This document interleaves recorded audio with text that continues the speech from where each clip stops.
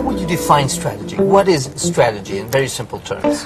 Well, in very simple terms, it's what's going to make a particular organization different and provide a competitive advantage. Basically, competition is destructive when companies are basically competing on the same thing. That forces competition to gravitate to price.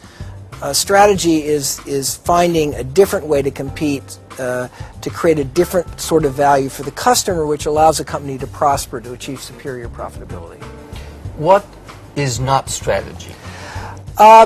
Simply implementing best practices, buying the latest machine, using the internet to communicate with your customers. There are lots of things that managers do that they have to do to actually keep making the company more productive and more efficient and to attain the kind of latest technology and knowledge about management. All those things are a necessity, but they're not strategy. Strategy is not about doing the same thing better. Strategy is about finding that different place for the organization to deliver value. But what makes it challenging is you have to do both of these things at the same time. You got to keep assimilating best practices, but at the same time having real clarity about what's going to make you different. You wrote a book 25 years ago that has remained at the top of the list of the strategy books. What were the key messages in that book?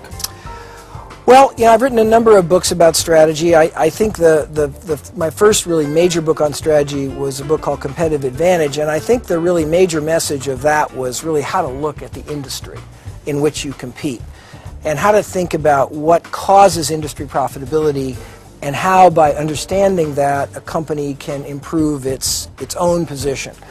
In that book, I introduced the so-called 5 forces framework, that in any industry you've got to look at the power of the customer, the power of the supplier, the barriers to entry, the threat of substitute products, and the nature of the rivalry itself, and that those 5 forces collectively define really the profit potential of any business. And this was, I think, a breakthrough in the field, because really we had no systematic way of looking at industries.